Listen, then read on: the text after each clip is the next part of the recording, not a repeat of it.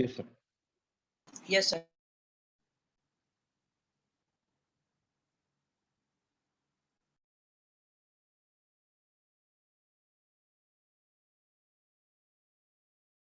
Today's presentation scheme is a quick review of the lecture number 4, है ना? ये हम कर लेंगे within 2 minutes में we will review it. And already 2 assignments already had been given, and this was the 3rd assignment. You have to make the Pascal triangle. Pascal triangle is nothing. It is basically 1, then 1, 1, then 1, 2, 1. Then it is 1. 1 plus 2 is 3. 2 plus 1 is 3. Then 1. है ना? And so on. इसी तरह से आगे चल जाता है. 1 plus 3 is 4. 3 plus 3 is 6. 3 plus 1 is 4 and 1. है ना? एक और लिख लेते हैं. 1.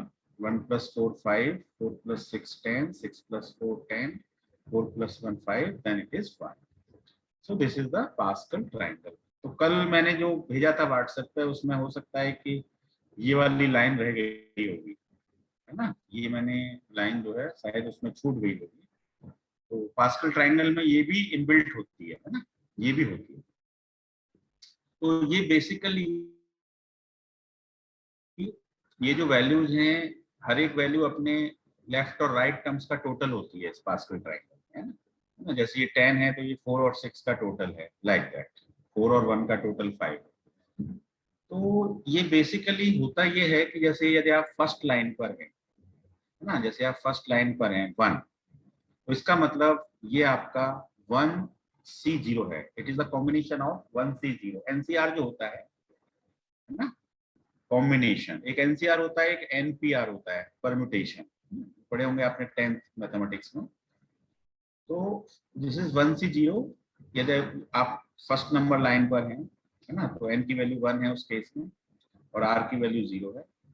यदि आप सेकंड नंबर लाइन पे हैं तो n की वैल्यू 2 है, तो उस केस में ये हो जाएगा 2C0 एंड 2C1.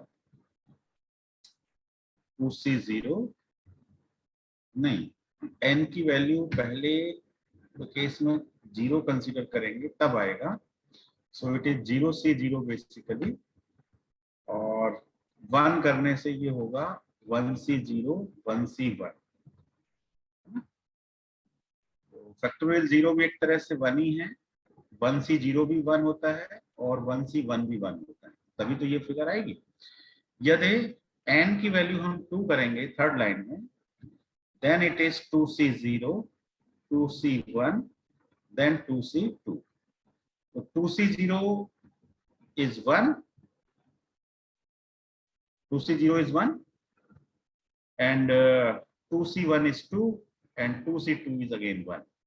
तो आपकी ये लाइन आ जाएगी. एंड सिमिलरली इसी तरह चलता जाएगा 3C0 3C1 3C2 3C3 and so on, है ना? यदि हम 11th वाले रो में जाएंगे then it will be 11C0 11C1 and so on, and at last it is 11C11. it is 11C. कुछ इस तरह से ये बायनोमियल कोफिशिएंट्स निकल जाएंगे. तो बायनोमियल कोफिशिएंट्स के लिए हमारे पास ऑक्टेव में 2 कमांड्स हैं. एक तो होती है NC-WHOSEC, है ना? ये कल मैंने व्हाट्सएप पे भी भेजी थी. तो NC-WHOSEC बहुत आसान है, इसका स्कोप थोड़ा वाइड भी है. तो NC-WHOSEC सीधे सीधे आपको n, r, तो इट विल क्रिएट NCR. तो अब n की वैल्यूज को आप कंट्रोल करें लूप में और r की वैल्यूज को कंट्रोल करें, है ना? कुछ इस तरह से कंट्रोल करें कि आपका रिक्वायर्ड आउटपुट आपको मिल जाए. बस यही करना है नेस्टेड लूप में. तो इस कमांड की हेल्प से भी कर सकते हैं. एक दूसरी कमांड है बायनोमियल कोफिशिएंट, BINCOEFF. तो इस कमांड को भी ऐसे ही चला सकते हैं. इसमें भी वही 2 आर्गुमेंट रहते हैं n, r. दोनों का सेम ही फंक्शन है. NC-WHOSEC n, r. स्पीड थोड़ा स्लो होती है, एक में स्पीड फास्ट होती है. दोनों के फंक्शन में कुछ कोडिंग में डिफरेंस है, ठीक है? तो दोनों में से हम तो कोई भी यूज कर सकते हैं तो चाहे ये यूज कर लें चाहे ये यूज कर लें। तो बाइनोमियल कोफिशिएंट है बेसिकली, तो इसी कमांड को ज्यादा यूज कर लेंगे, ये याद रखने में भी आसान है। BINCOEFF है ना, NC से थोड़ा सा कुछ अलग सा नाम दिखाई पड़ता है। तो बाइनोमियल कोफिशिएंट्स को कैलकुलेट करने के लिए है। ठीक है, इसके बाद है creating functions in the Octave. आज हम ये समझेंगे कि फंक्शन कैसे क्रिएट करते हैं ऑक्टेव में, है ना। हम अपना एक ओन फंक्शन बना सकते हैं। अभी तक हम क्या कर रहे हैं, बने बनाए फंक्शंस को यूज कर रहे हैं, है ना। जैसे हमने यूज किया 0s 5, 3। तो 0 एक फंक्शन है ना, जो कि 2 आर्गुमेंट ले रहा है। पहला आर्गुमेंट नंबर ऑफ रोज है, दूसरा आर्गुमेंट नंबर ऑफ कॉलम्स है। तो ये एक बना बनाया इनबिल्ट फंक्शन है ऑक्टेव के अंदर। तो सिमिलर हम अपने फंक्शन अपनी रिक्वायरमेंट के according as per our requirement we can create our own functions. तो उनको कैसे फंक्शंस को क्रिएट करते हैं उसका भी एक सिंटैक्स होता है। तो सिंटैक्स मैं थोड़ा सा आपको समझा देता हूँ पहले यहाँ पर। तो सिंटैक्स यहाँ समझ लेते हैं। फंक्शन को स्टार्ट करने के लिए सिंपली फंक्शन, ठीक है, फंक्शन, उसके बाद आप कोई भी एक सिंबल दे दीजिए, लेट फंक्शन एफ, ना कोई भी नाम दे सकते हैं, फंक्शन एफ इक्वल टू, और यहाँ पर आप दे दें जैसे आपको कोई फंक्शन बनाना है, जैसे जीरोज बनाना है ना, जीरोज बनाना है तो, या जीरोज तो ऑलरेडी सिस्टम में पहले से है ना, तो कुछ ऐसा नाम रखिए जो कि कंट्राडिक्शन न हो, है ना। तो आप अपना फंक्शन बना रहे हैं तो आप कुछ अलग नाम दे सकते हैं, लेट जीरोज, है ना, जीरोज की जगह पे आप लिख सकते हैं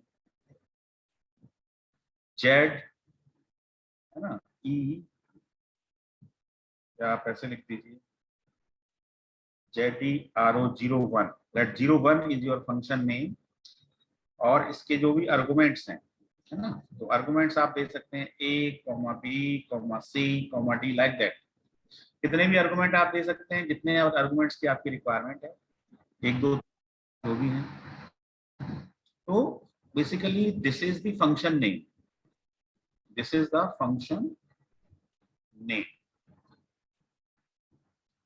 ठीक है, मान लीजिए इस फंक्शन का नाम आपने रख दिया ऐड, सपोज ये ऐड कर रहा है तो आप ऐड नाम दे सकते हैं। Add is the name of the function, और this function will return you the value of summation of all the arguments. तो इसकी अब कोडिंग हम यहाँ पर लिख सकते हैं 1, 2, 3, जो भी जितनी भी लाइंस हमको लिखनी है कोडिंग की, जो भी हमारा लॉजिक है वो हम यहाँ लिख सकते हैं।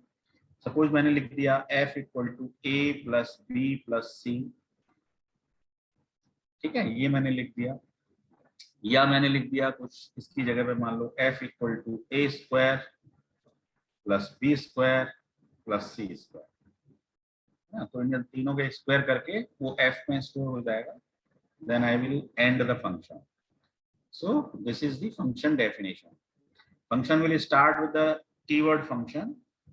ये कोई भी वेरिएबल हो सकता है, ये कोई भी नाम हो सकता है, ये आर्गुमेंट्स कुछ भी हो सकते हैं, ABC रख सकते हैं आप, LMN रख सकते हैं, IJK रख सकते हैं, कुछ भी रख सकते हैं, ठीक है। But this function is a keyword, ये फंक्शन ही रखना पड़ेगा, है ना। एंड वर्ड से आपको उसे क्लोज करना होगा। सो this is the syntax of the function. मेरे ख्याल से समझ में आ गया होगा। फंक्शन का नाम इक्वल टू के जस्ट बाद जो होगा वो फंक्शन का नाम होगा, और जो वैल्यू फंक्शन रिटर्न करेगा वो इस वेरिएबल में स्टोर होगी, A square plus B square plus C square, या A plus B plus C, या A cube plus B cube plus C cube, whatever you want. So this is the syntax for the function. अच्छा, MATLAB में function file जो होती हैं, एक तो होती है फंक्शन फाइल, और एक होती है आपकी ऑक्टेव की जो एडिटर फाइल अभी तक आपने बनाई है। तो एडिटर फाइल का एक्सटेंशन होता है .m, फंक्शन फाइल का एक्सटेंशन भी .m ही होता है ना। दिस इज इंपॉर्टेंट, पूछते हैं कभी कभी वाइवा में, what is the extension of the function files, है ना। तो फंक्शन फाइल की यदि आप कोई फंक्शन भी क्रिएट करेंगे तो वो ऑक्टेव विंडो में एडिटर के अंदर ही करेंगे। तो मेटल ऑक्टेव अपने आप समझता है कि यदि आपने फंक्शन से स्टार्ट किया है it means it is a function, है ना। ये कीवर्ड ही उसको बताता है कि it is a function and this function can be called in another files और इन द सेम फाइल। उसी एडिटर प्रोग्रामिंग में इस फंक्शन को कॉल कर सकते हैं आप, है ना। जैसे कि इस फंक्शन का नाम है ऐड और इस फंक्शन को मुझे कॉल करना है तो मैं कैसे कॉल करूंगा, ऐड और मान लीजिए मैंने दे दिया 91, 92, 93, इस तरह से मैंने इसे कॉल किया, ठीक है। तो अब ऑक्टेव क्या करेगा, इस ऐड फंक्शन को सर्च करेगा, है ना। पहले तो वो इनबिल्ट फंक्शंस में देखेगा, इनबिल्ट फंक्शंस में नहीं मिलेगा तो क्या आपने कोई फंक्शन बना रखा है ना। और ये फंक्शन उसी डायरेक्टरी में होना चाहिए जिस डायरेक्टरी में आप काम कर रहे हैं, है ना। Function should present in the same. तो जैसे ही आपने इस फंक्शन को कॉल किया और इसमें आपने 3 आर्गुमेंट दे दिए, तो पहला आर्गुमेंट किसको चला जाएगा, ए को। Second argument will move towards B, 93 will move towards C. A की वैल्यू 91, बी की वैल्यू 92, सी की वैल्यू 93। Then this will be calculated as 91 square plus 92 square plus 93 square और वो वैल्यू किस में आ गई, एफ में, ठीक है। एफ रिटर्न होगा और वो रिटर्न वैल्यू इस फंक्शन को आपने कॉल किया है ऐड 91, 92, मान लो इसको किसी वेरिएबल में आपने स्टोर कराया है, suppose SQ is the name of the variable. तो अब SQ की वैल्यू, ये F की जो वैल्यू होगी वो SQ को ट्रांसफर हो जाएगी, है ना। तो इस तरह से हम इस फंक्शन को कॉल कर सकते हैं। इस फंक्शन को हम कमांड विंडो पे भी कॉल कर सकते हैं।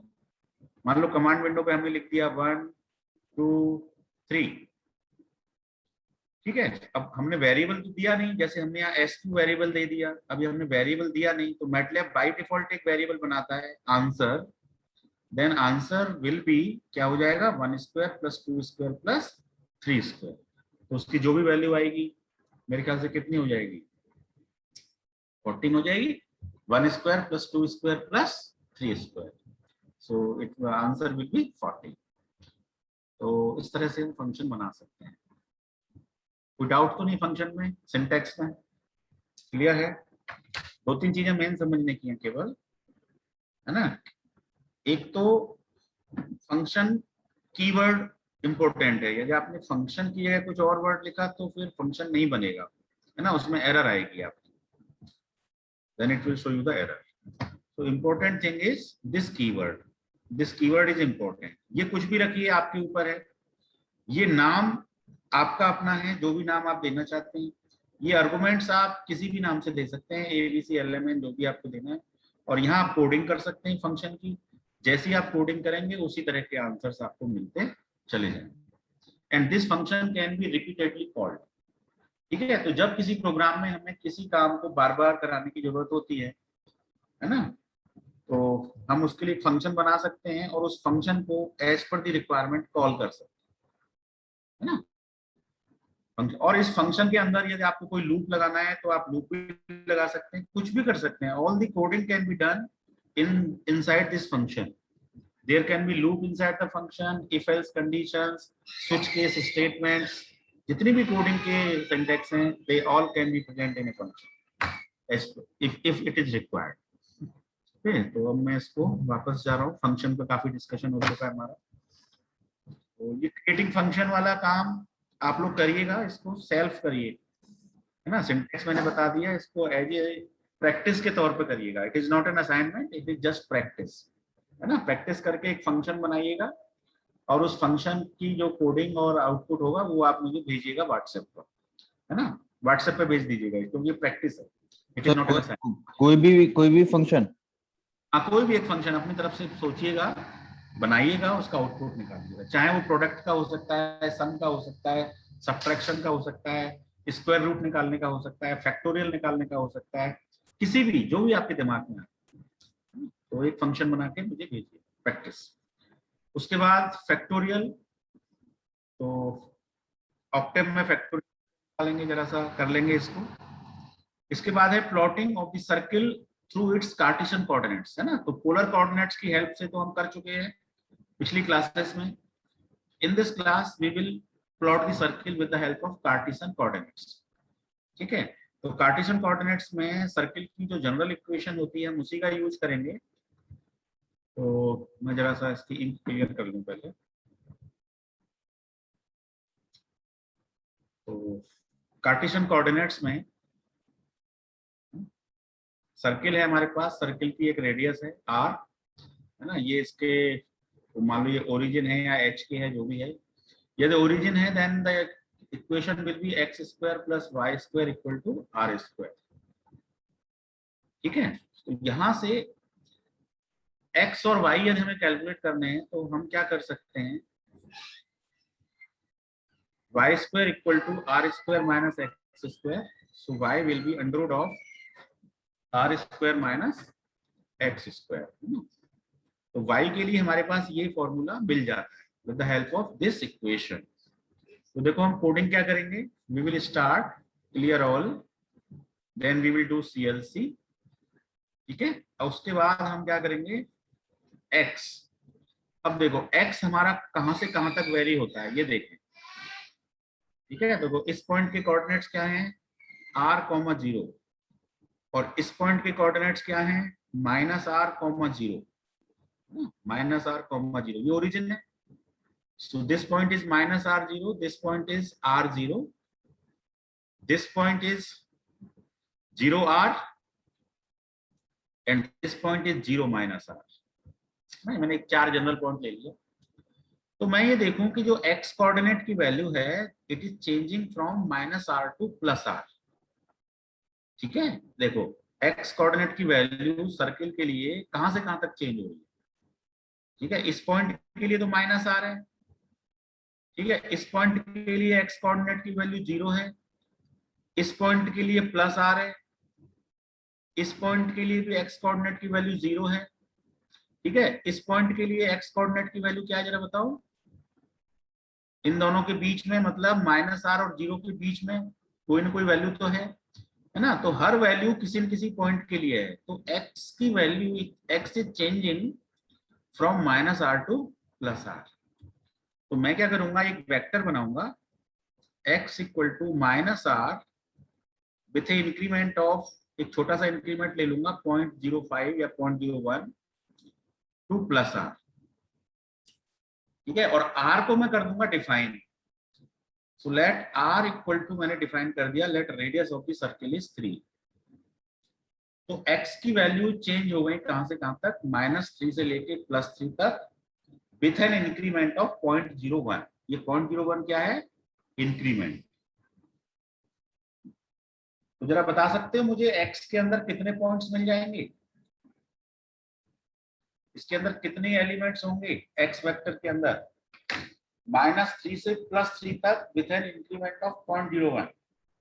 r into 100, वो sorry 2r into 100, 2r into 100 कितने, 600। 2r मतलब 6 हो गया, और into 100 600, -3 से +3। देखो -3.01, -3.02, -3.01 का इंक्रीमेंट हो रहा है ना, तो 2.99 बढ़ता चला जाएगा ये, है ना। -2.99, 2.98 ऐसे करके आएगा और r तक जाएगा। तो जितने भी पॉइंट होंगे हमें चिंता करने की जरूरत नहीं है। हालांकि हम कितने पॉइंट हैं इसको निकालने, हमारे पास एक फंक्शन है ये जो मैंने आपको बताया था, लेंथ ऑफ r, वो हमको बता देगा कि इसके अंदर कितने एलिमेंट हैं। ठीक है, तो चलिए जितने भी हैं, मतलब हमने तो एक बहुत छोटा सा इंक्रीमेंट ले लिया है और x को डिफाइन कर दिया है। We have defined x coordinate. ठीक है, अब x को डिफाइन करने के बाद y कोऑर्डिनेट कंट्रोल होगा इस फॉर्मूले से, √r² माइनस x स्क्वायर। यही तो सर्किल की इक्वेशन है। So y coordinate will be controlled by this equation. So I will write y equal to r⁻²। ठीक है, अब बताओ मुझे r⁻² लिखना पड़ेगा या r.2 लिखना पड़ेगा, बताओ, सोच के बताना। ऐसे ही x² में बताओ, x⁻² लिखना पड़ेगा या x.2 लिखना पड़ेगा। ये डॉट का मतलब होता है, डॉट ऑपरेटर सबसे पहली क्लास या दूसरी क्लास में हमने पढ़ा था, है ना, dot operator it is element by element multiplication, it is element by element multiplication, ठीक है। तो मैंने लिखा यहाँ r power 2 minus power sir R dot power 2 करना होगा, नहीं तो सर मैट्रिक्स मल्टीप्लिकेशन हो जाएगा और जो कि डिफरेंट वैल्यू देगा सब एलिमेंट की, और पर्टिकुलर एलिमेंट को स्क्वायर नहीं करेगा। अच्छा, r में डॉट लगाना पड़ेगा और x में, हाँ सर एक्स में भी सर डॉट लगाना होगा, दोनों में डॉट लगाना पड़ेगा, है। अभी ना ध्यान से देखना, है ना, कि दोनों में लगाना पड़ेगा या एक नहीं सर मतलब एक्स में लगाना पड़ेगा सर, आर में तो लगाने की जरूरत है नहीं सर, आर तो हाँ, हमारा लूप से हो रहा है। लूप नहीं, लूप तो लगाया नहीं अभी हमने कोई लूप नहीं लगाया। अच्छा अभी सॉरी, हमने एक ही फॉर सेंटेंस वगैरह है ना। का, हाँ आर तो सर कांस्टेंट है, तो हाँ, उसको तो हमें करने की जरूरत ही नहीं है सर, लूप को वो सॉरी डॉट प्रोडक्ट हमें सिर्फ एक्स में ही करना है सर। हाँ, yes, because r is scalar, है ना, r की वैल्यू 3 है, तो r is a scalar quantity, है ना, स्केलर है, एक ही सिंगल वैल्यू है, तो उसका तो पावर 2 करने में कोई प्रॉब्लम नहीं है ना। लेकिन जो x है उसके अंदर तो ढेर सारी वैल्यूज है, जैसे अभी आपने कहा कि इसके अंदर 600 वैल्यू होंगी, आपने अंदाजा लगाया था कि 600 वैल्यू होंगी इसके अंदर, तो ये उन 600 वैल्यूज का स्क्वायर चाहिए हमें अलग अलग। वी वांट स्क्वायर ऑफ दो 600 वैल्यूज सेपरेटली, तो इसलिए यहाँ पर हमें डॉट लगाना पड़ेगा। तो r power 2 minus x dot power 2, इस फॉर्मूले को बना रहा हूं मैं, r power 2 minus x dot power 2, और उसका भी फिर रूट है, जो भी वैल्यू आएगी उसका क्या है, रूट है, तो पावर 0.5, पावर 0.5। अब इस पावर के बारे में सोचो कि यहां पर मुझे केवल पावर से काम चल जाएगा या डॉट पावर से काम चलेगा, ये भी सोचो।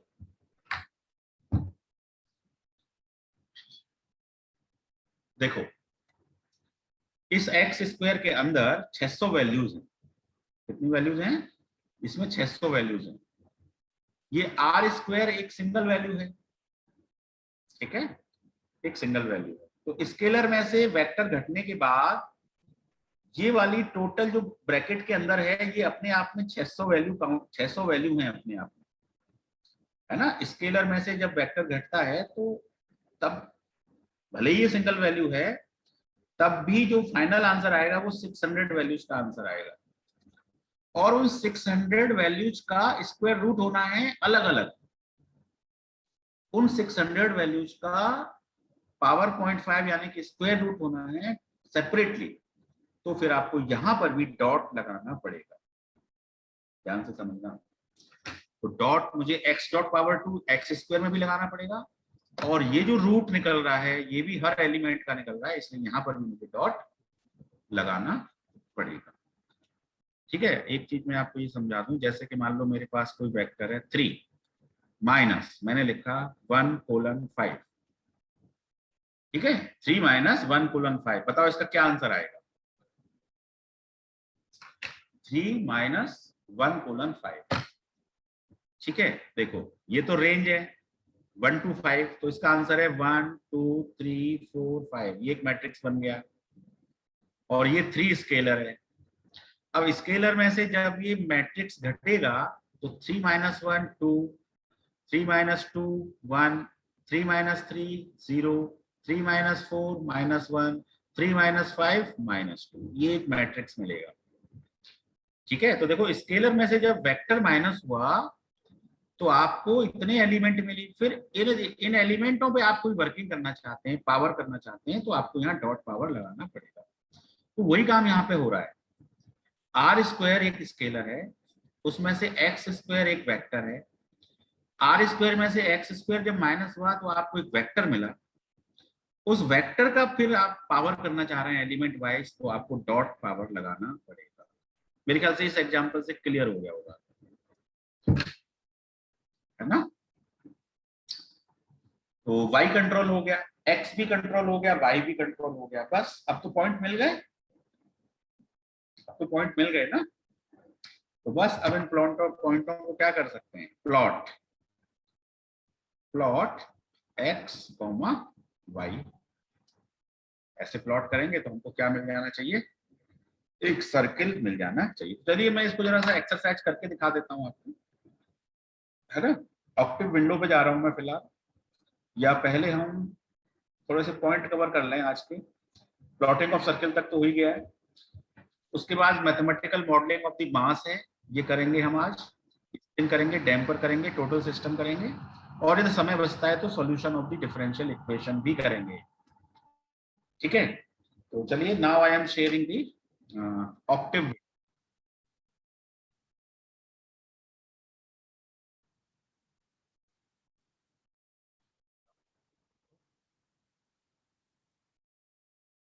Octave window is visible. Yes, sir. Octave window is visible. Okay. So in this octave window, I am using the CLC command first. CLC. ठीक है, अब मान लीजिए मैं पहले तो उसको चेक कर लेता हूँ। 3 माइनस 1 कोलन 5, 3 माइनस 1 कोलन 5। देखो आंसर ठीक है कि गलत है?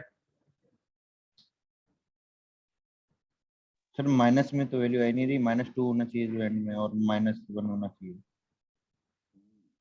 It is not giving answer as per our expectation. तो ये क्या आंसर दे रहा है, जरा ये बताओ।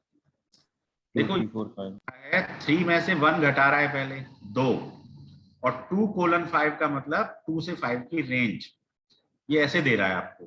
3 में से पहले इसने 1 घटाया 2 कोलन 5, तो उसकी रेंज हो गई 2 3 4 5। ठीक है, यदि इस कमांड को मैं ऐसे एग्जीक्यूट करूं, इस 1 कोलन 5 को यदि मैं बंद कर दूं इसके अंदर, तो अब चेक करिए जरा, क्या ये हमारी एक्सपेक्टेशन सही है? Yes sir, same. Yes, now it is giving answer as per our expectation. इसको ऐसे भी कर सकते थे हम, मैं कोई वेरिएबल बना देता लेट y, और इक्वल टू कर देता 1 कोलन, वेरिएबल बन गया y 1 कोलन 8, फिर मैं कर देता 1 माइनस y। बताओ इसका क्या आंसर आएगा? तो ब्रैकेट लगाने की जरूरत नहीं है ना, तो देखो ये पूरा आंसर आ गया। 1 में से 1 गया 0, है ना, 1 में से 2 गया -1 एंड सो ऑन। तो क्लियर आ गई समझ में? देखो जब स्केलर में से वेक्टर घटता है तो जितने एलिमेंट वेक्टर में होते हैं उतने ही एलिमेंट आते हैं आंसर में। ठीक है, अब यदि इन आंसर्स पे कोई वर्किंग करनी है तो पावर निकालनी है एलिमेंट वाइज, तो डॉट लगाना पड़ेगा। तो I think it is clear, है ना, बिल्कुल क्लियर हो गया।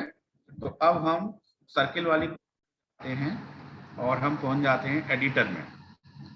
ठीक है, एडिटर में जाके हम एक नई फाइल बना लेते हैं, है ना, नेम फाइल आ गई, और हम जनरल लाइंस लिख देते हैं क्लियर ऑल।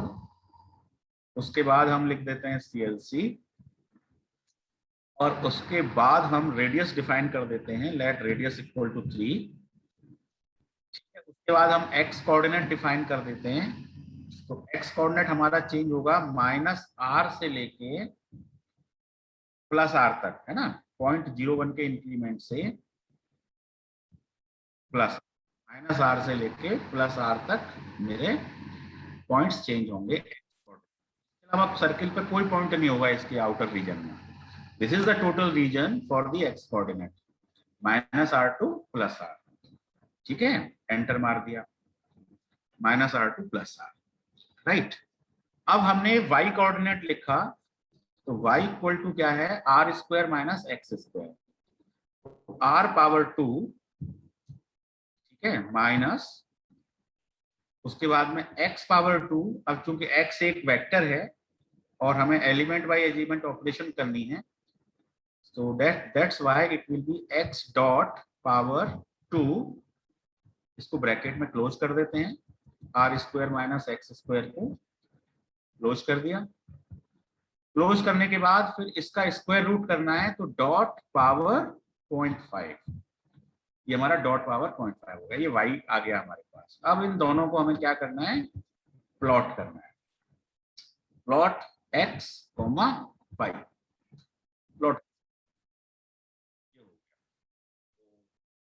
कितनी स्मॉल कोडिंग है ये, इसी से आपका सर्किल बन जाना। तो बताओ क्या सर्किल बन जाएगा, यस और नो? बताओ। Yes sir. श्योर कि बन जाएगा? हाँ सर प्रोग्राम में कोई एरर नहीं है तो क्या बन जाएगा? बन जाएगा। सिंटैक्स एरर अलग बात है, कोई हुई तो देख लेंगे। तो क्या सर्किल बनेगा, यस और नो? Yes sir. यस। अच्छा आप सोचो कि आधा सर्किल बनेगा या पूरा सर्किल बनेगा? सर आधा सर्कल बनेगा सर। हाँ आधा सर्किल बनेगा, आधा सर्किल बनेगा। आप कारण समझो कि आधा सर्किल क्यों बनेगा। ऊपर वाला बनेगा सर, पहले- माइनस वाला, नीचे वाला नेगेटिव वाला बनेगा ही नहीं। हाँ ये देखो y जो है वो स्क्वायर रूट निकल रहा है, तो स्क्वायर रूट में पॉजिटिव वैल्यू भी आती है, नेगेटिव वैल्यू भी आती अब है इसमें ना। माइनस तो डालना अभी होगा। हम क्या कर रहे हैं, हम तो केवल पॉजिटिव वैल्यूज को ही तो प्लॉट कर रहे हैं। तो पॉजिटिव वैल्यूज मतलब हमारे जो एक्स एक्सिस है उससे ऊपर वाली वैल्यूज है y की पॉजिटिव, और एक्स एक्सिस से नीचे वाली जो वैल्यूज है वो y की नेगेटिव वैल्यूज है। तो सर्किल पे पॉजिटिव वैल्यूज भी है, नेगेटिव वैल्यूज भी है, लेकिन अभी तो हमने पॉजिटिव वैल्यूज को प्लॉट किया है, नेगेटिव वैल्यूज को प्लॉट नहीं किया। तो एक बार रन करके देख लेते हैं, है ना।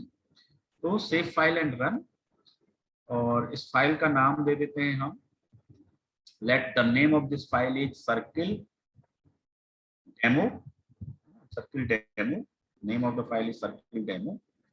सेव कर दिया। सेव करने के बाद आधा सर्किल प्लॉट हो चुका है। ठीक है, मैं आपको न्यू शेयर से दिखाता हूं, तो आप देखिएगा। देखो आधा सर्किल है, पूरा सर्किल है, चेक करिए। आधा है।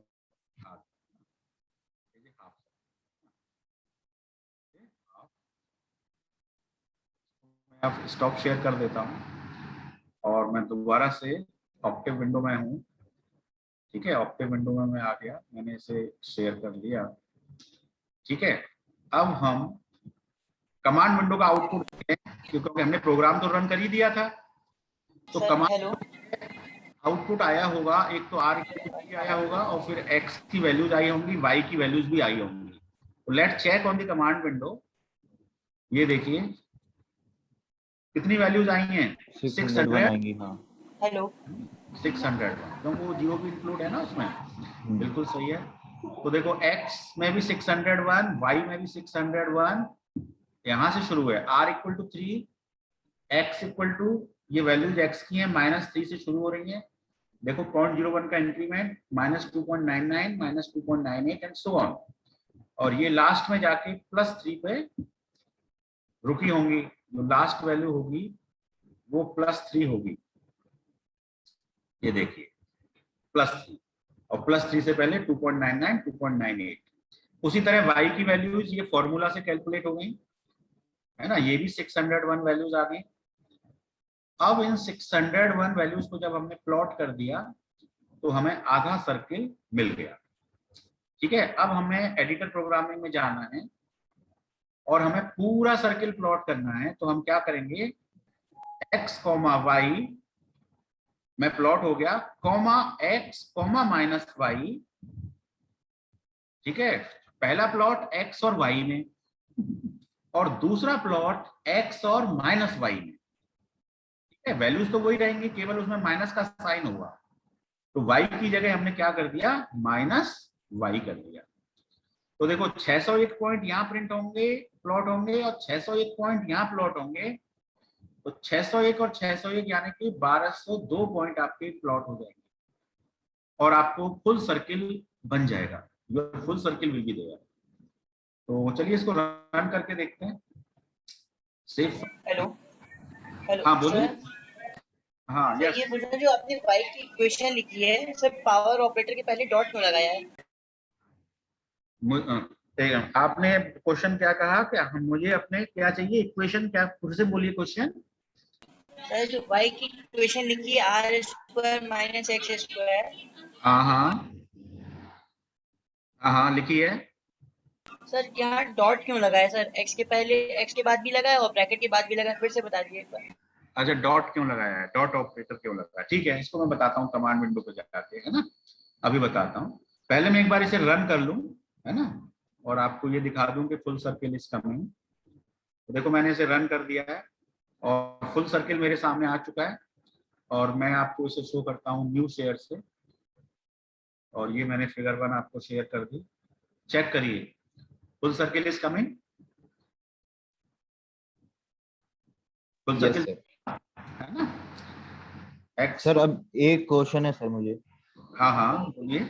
सर हम इसमें यूनियन, बाइसेक्ट और ये सब चीजें कर सकते हैं एक ही फंक्शन में? आई मीन जैसे y इक्वल टू हाँ कर हमने। सकते हैं, कर सकते हैं। देखो x और x को तो इम्बेड कर लो, तो वो 2x का एक मैट्रिक्स बन जाएगा। ठीक है, x के अंदर 601 पॉइंट, x के अंदर 601 पॉइंट, दोनों को इम्बेड कर दिया, तो 1202 पॉइंट का एक x और x इम्बेड होके बन जाएगा। नहीं सर, इसी जैसे तरह y और नहीं, y वो को नहीं कह रहा हूँ इम्बेड सर। होके बना लो। सर जैसे मैं सेम काम, मेरे हाँ तब भी दिमाग सेम में काम हो एक, जाएगा। तो जैसे एक आइडिया आ रहा था सर, जैसे z को हमने ले लिया y यूनियन माइनस वाई, और हम प्लॉट कर देते x कॉमा z। फिर एरर होगी, क्योंकि देखो y में तो पॉइंट 1200 हो जाएंगे और x में पॉइंट 600 हो जाएंगे, तो वेक्टर में कॉम्पेटिबिलिटी नहीं होगी। प्लॉट होने के लिए दोनों वेक्टर का साइज बराबर होना चाहिए ना, ठीक है ना। दोनों प्लॉट होने के लिए दोनों वेक्टर्स का साइज बराबर होना चाहिए। आपने y और माइनस वाई को तो यूनियन कर दिया, लेकिन आपने x और x को यूनियन नहीं किया, उसे भी यूनियन करिए तभी वर्क ओके, करेगा। समझ गया। तो मतलब अगर i ले लूं मैं x यूनियन x, और j ले लूं हाँ y यूनियन माइनस y, और फिर x yes, and i plot और j आई जी, प्लस कर। प्लॉट ठीक आई है। जी तब हो जाए, है ना। तो यूनियन देन के इट लिए क्या बिल्कुल यूनियन हो लिखना जाएगा होगा? 100%। यूनियन नहीं, वो इम्बेड का तरीका बताया ना इससे पहले वाले लेक्चर्स में, शायद आप प्रेजेंट रहे, आप तो हर लेक्चर में ना, तो देख लेना, उसमें हमने इम्बेड बताया है। इम्बेड का अभी इम्बेड करके बता देते हैं कमांड विंडो पे दोबारा से आपको, ठीक है। और नहीं तो पुरानी रिकॉर्डिंग्स देख लीजिएगा। हाँ मैं समझ गया सर, समझ गया, हाँ इस तरीके से इम्बेड कर करना लेते है। हैं, दो हॉरिजॉन्टल हाँ इम्बेडिंग, वर्टिकल हाँ इम्बेडिंग हाँ, बताइए बताइए याद ना है याद हमने। है। Yes sir, yes yes sir. Yes. Okay. तो चलिए अब मैं इसको स्टॉप शेयर कर रहा हूँ। तो ये हमने सर्किल प्लॉट कर लिया with the help of Cartesian coordinate, और अभी मुझे कुछ उसकी डाउट आई थी जो उसको बताता हूँ, डॉट वाली डाउट, है ना। डॉट वाली डाउट खत्म होना जरूरी है। मैं कमांड विंडो में आया, ठीक है, मैंने इसे कर दिया CLC। अब समझना, जिन्होंने भी मुझसे पूछा है कि डॉट क्यों लगाया है ना। मान लीजिए मैंने एक मैट्रिक्स बनाया R, या X ही बना लेते हैं, और मान लीजिए मैं इसके अंदर एलिमेंट्स हैं, सपोज मैंने शुरू कर दिए 20 से, है ना, और कोलन लगा दिया, और उसको मैं ले गया सपोज 20 से लेके 26 तक, ठीक है। अब ये एक एक्स वेक्टर है, इसका साइज क्या है वेक्टर का, जरा बताओ। मतलब इसमें कितनी रो है, कितने कॉलम है, बताओ जरा। सर 6 है। है ना, तो देखो साइज, मान लो साइज भी चेक करना हो कभी, तो साइज ऑफ एक्स लिखें तो देखो क्या आंसर देता है, 1,7, मतलब 1 रो है और 7 कॉलम है, तो ये साइज भी एक फंक्शन है। किसी वेक्टर का हम साइज भी निकाल सकते हैं, कॉलम कितने हैं, रो कितने हैं, ठीक है। लेंथ से क्या निकलता है कि कितने एलिमेंट हैं, तो उसका भी आंसर 7 आएगा। ये देखो, लेंथ को भी चेक कर लो, लेंथ ऑफ एक्स, उसका भी आंसर, साइज एक फंक्शन है, लेंथ एक फंक्शन है। अब मान लो कि मैं करता हूं x पावर 2, ठीक है, x पावर 2, तो x पावर 2 का मतलब है x इंटू एक्स। अब x का साइज 1/7, दूसरे वाले x का साइज भी 1/7, तो ये दोनों वेक्टर का मल्टीप्लाई हो जाएगा क्या, यस और नो। मल्टीप्लाई नहीं हो कब पाएगा होता है सर। मैट्रिक्स का मल्टी, नहीं, जिन्होंने, किसने पूछा है मुझसे डॉट ऑपरेटर, ये बताओ, हेलो। वो तभी समझ में हाँ आएगा। सर, सर मैंने पूछा है ओंकार, यस सर, यस किसने सर। पूछा। हाँ तो देखो डॉट ऑपरेटर, यदि मैं पावर 2 करता हूं, डॉट नहीं लगाता हूं, इसका मतलब ये मैट्रिक्स का मैट्रिक्स से गुणा है। और मैट्रिक्स के मल्टीप्लिकेशन में एक रूल बना हुआ है कि पहले वाले मैट्रिक्स में जितने कॉलम हैं, दूसरे वाले मैट्रिक्स में उतनी रो होनी चाहिए, तभी मैट्रिक्स मल्टीप्लिकेशन डिफाइंड है, अन्यथा एरर आएगी। तो अभी मैं इसको एग्जीक्यूट करूंगा तो ये एरर देगा मुझे, ये देखो एरर आ रही है, और कह क्या रहा है only square matrix arguments are permitted, है ना। स्क्वायर मैट्रिक्स का साइज क्या होता है, n बाई n, तो n by n into n by n वो तो हो ही जाएगा, तो कोई दिक्कत नहीं है। And one argument must be scalar, use dot power for the element wise power. देखो उसने हिंट भी दे दिया आपको, डॉट लगाइए फॉर एलिमेंट वाइज पावर। यदि आप एलिमेंट वाइज पावर चाहते हैं, जैसे आप चाहते हैं 20 का स्क्वायर अलग से हो जाए, 21 का स्क्वायर अलग से हो जाए, 22 का स्क्वायर अलग से हो जाए, 26 का स्क्वायर अलग से हो जाए, तो उसके लिए आपको करना पड़ेगा x डॉट पावर 2। ये एलिमेंट बाई एलिमेंट स्क्वायर हो जाएगा। यदि मैं पावर 2 की जगह 3 करूंगा तो एलिमेंट बाई एलिमेंट क्यूब हो जाएगा। तो देखिए मैं आंसर देखिए, चेक करिए, 20 का स्क्वायर 400 आ गया। तो मेरे ख्याल से क्लियर हो गया होगा Omkar. Yes sir, yes sir. अब देखो हम हेलो। जब प्रोग्राम बना रहे हैं तो x के अंदर 601 वैल्यूज हैं, जैसे यहाँ पे 7 वैल्यूज हैं तो वहां पे 601 वैल्यूज हैं, तो उन 601 वैल्यूज का इंडिविजुअल स्क्वायर चाहिए हमें, इसलिए हमने वहां डॉट पावर 2 से निकाला। यदि हम डॉट नहीं लाएंगे तो प्रोग्राम में एरर आएगी, क्योंकि वहां मैट्रिक्स का मल्टीप्लिकेशन होगा ही नहीं। क्योंकि मैट्रिक्स मल्टीप्लिकेशन होने के लिए पहले मैट्रिक्स के कॉलम दूसरे मैट्रिक्स के रो के बराबर होना जरूरी है, मैथमेटिक्स रूल। क्लियर? तो ये बात क्लियर हो गई हमारी डॉट वाली, और हमने सर्किल बना ही लिया। ठीक है, एक फैक्टोरियल देख लेते हैं।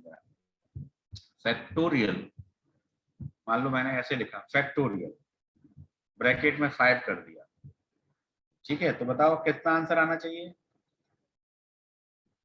120। फैक्टोरियल से आएगा या सिर्फ फैक्ट से आएगा? अब फंक्शन डिपेंड करता है कि फंक्शन जो बना हुआ है वो फैक्ट से बना हुआ है या फैक्टोरियल से बना हुआ है ना। तो देखो फैक्ट है ना, फैक्ट तो है क्या है, 60 आना चाहिए, सॉरी। हाँ, फैक्ट अनडिफाइंड है, तो इसको देखते हैं फैक्टोरियल से।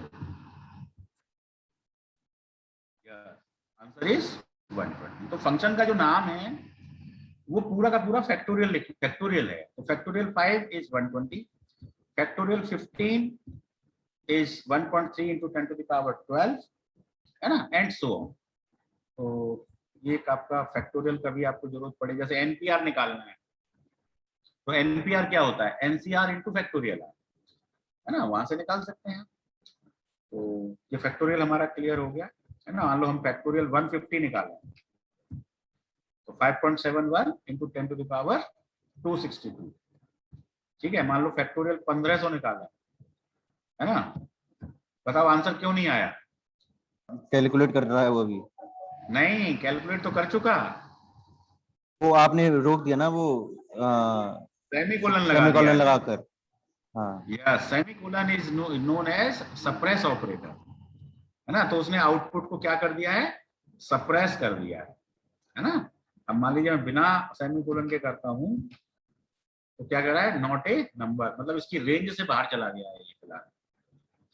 1500 का फैक्टोरियल, इसकी जो रेंज है ऑक्टेव की, कितने बाइट तक ये कैलकुलेट कर सकता है, तो ये उस रेंज से बाहर चला गया, बहुत बड़ी संख्या होती है। तो सीएलसी कर लेते हैं सर ऑक्टेव की रेंज कितनी है सर? हैं?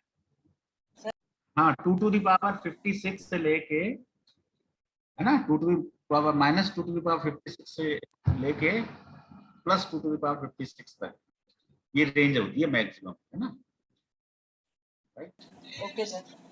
हाँ, तो काम चल जाता है हमारा, इतनी बड़ी संख्याओं की हमें नहीं जरूरत पड़ती है, तो फिर बहुत बड़ी संख्या हो गई है ना, इतने का फैक्टोरियल 1500 तो 1499 1498 अप टू 1, बहुत बड़ी संख्या हो जाएगी ना। तो चलिए फैक्टोरियल हमें क्लियर हो गया, राइट। अब हम बाइनोमियल कोफिशिएंट्स को भी थोड़ा देख लेते हैं। तो पहले तो हम एनसी हू सेट को देखते हैं। तो क्या था हमारे उसका नाम, कमांड का नाम क्या था जरा बताओ? एन चूज के। हाँ, एनसी हू सेट, है ना, N C H double O S. मान लीजिए हम निकालना चाहते हैं NC3, 10C3, है ना, NC who said 10C3, then the answer is 120। सही है ये? 10C3 जरा कैलकुलेट। यस सर, सही है सर। सही है, बिल्कुल है ना, एनसी हुसैक। तो इससे हम निकाल सकते हैं, मान लो हम निकालें 100C3 है ना, या हम निकालें 100C30, 100C30 क्या कह रहा है, possible loss of precision warning called from nchoosek at line number 113 column number 7। Answer तो दे दिया है उसने, लेकिन प्रोसीजन लॉस तो है ही है, क्योंकि पॉइंट में भी 25 पावर जा रही है, तो यहाँ पे 2.9372 into 10 to the power 25, so this is the answer। ठीक है, अब इसी काम को हम करके देखते हैं, फंक्शन बदल देते हैं, बायनोमियल कोफिशिएंट। तो बायनोमियल के लिए हमारे पास है BIN COEFF, COEFF। So this is BIN COEFF, binomial coefficient है ना, 100,30। पहले हम निकालते हैं 10C3, 10C, आंसर इज 120। उसके बाद हम निकालते हैं 100C3, answer is this one, 1,61,700। और अब हम निकालते हैं 100C30, so answer is 2.937 10 to the power 25। ठीक है, तो अब आप देख रहे हैं कि एनसी हुसैक में तो प्रेसिजन लॉस आ गया, और बायनोमियल कोफिशिएंट में उसने कोई प्रेसिजन लॉस अभी दिया नहीं। तो इसका मतलब बायनोमियल कोफिशिएंट वाले फंक्शन का जो स्कोप है वो एनसी हुसैक के कंपैरिजन में थोड़ा सा ज्यादा एक्यूरेट है, ज्यादा प्रिसाइज है, उसका स्कोप वाइड है। ठीक है, दोनों में से किसी से भी कर सकते हो, but I will say that you prefer binomial coefficient, है ना, बायनोमियल कोफिशिएंट। तो ये हमारे फंक्शंस हो गए। हम वापस एडिटर में आ रहे हैं। अब एडिटर में पास्कल ट्रायंगल को बनाने की कोशिश करते हैं हम। ठीक है, क्योंकि पास्कल ट्रायंगल अभी किसी का बना नहीं है, उसका जरूर बना है, ओंकार ने जो कोडिंग भेजी है, लेकिन उन्होंने बायनोमियल कोफिशिएंट के फंक्शन से नहीं बनाया है ना, उन्होंने कुछ और लॉजिक लगाया है। वही लॉजिक लगाया है कि दो टर्म का टोटल अगला टर्म होगा, है ना, वो लॉजिक लगा। यस सर, मैट्रिक्स बनाया हाँ, वो भी अच्छा लॉजिक है, मतलब तारीफ नहीं होगी आपकी जो है कि आपने उस लॉजिक से उसे किया है, दैट इज गुड। और अभी हम इसको करेंगे बायनोमियल कोफिशिएंट का यूज करके, इस फंक्शन का यूज करके करेंगे। ठीक है, तो टाइम को बचाने के लिए ये कोडिंग मेरे पास है ऑलरेडी, तो मैं दोबारा ना करके मैं उस फाइल को ही खोल लेता हूँ, है ना। तो देख लेते हैं कि ये कोड सर, इसमें इनबिल्ट फंक्शन भी तो है पास्कल ट्रायंगल का है। सर, ऑक्टेव में इनबिल्ट फंक्शन भी तो है पास्कल ट्रायंगल का। हाँ, वो है, लेकिन हमें लूप समझना है ना, नेस्टेड लूप करना है, तो हम नेस्टेड लूप से करना चाहते हैं पहले, है ना। तो उसके सर एक चीज ये बताइए, जैसे हाँ सी में लिखते हैं i is equal to 1, i less than equal to 10 and i plus plus ऐसे लिखते हैं, आपकी आवाज क्लियर नहीं आ तो रही, इस वॉइस तरह से वॉइस इज इसमें नॉट। लिख सकते हैं मैटलैब के एडिटर में। ओंकार हेलो दोबारा बोलो, आपकी वॉइस क्लियर नहीं थी। हाँ, फिर से बोलो, क्या कह रहे हो। हाँ, एम आई ऑडिबल। हाँ सर, वही सर, ये हाँ, अब पूछा आ था रही है वॉइस, कि हाँ अब वॉइस आ रही है, अब बोलो। जैसे सी में फॉर लूप के लिए लिखते हैं i is equal to 1, i less than equal to 10, i plus plus, तो क्या इस तरह से इसमें हाँ, लिख आई सकते प्लस हैं प्लस एडिटर करते में? हैं। हाँ सर, हाँ वैसे हाँ लिख सकते हैं सी की तरह एकदम। हाँ, तो सिंटेक्स अलग है ना, इसमें जो इंक्रीमेंट है ना वो डिफॉल्ट बाय डिफॉल्ट रहता है, मतलब बाय डिफॉल्ट एक इंक्रीमेंट माना जाता है, और यदि कोई अलग इंक्रीमेंट है तो वो आप कंडीशन में दे दीजिए, कंडीशन में दे सकते हैं ना। तो यहाँ पे सी सी का जो सिंटेक्स है, और उस सिंटेक्स में क्या होता है, पहले हम इनिशियलाइज करते हैं, इनिशियलाइज के बाद कंडीशन होती है, कंडीशन के बाद इंक्रीमेंट होता है ना, आई प्लस प्लस जो आप बता रहे हो।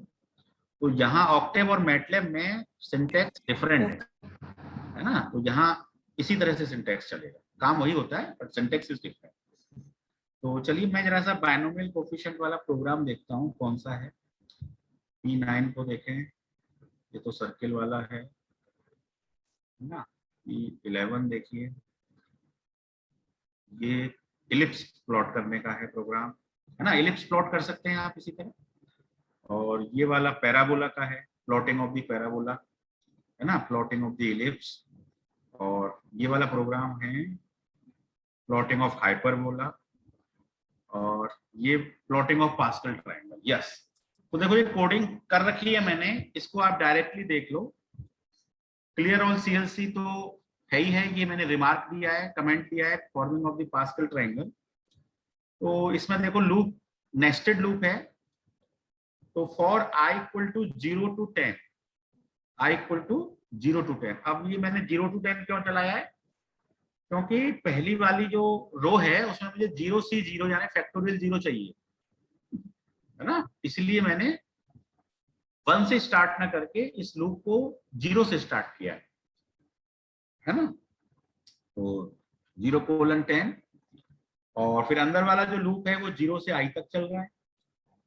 और ये fprintf कमांड है, ठीक है, %d/t गैप करने के लिए है। और %d की जगह पर ये वैल्यू प्रिंट हो जाएगी।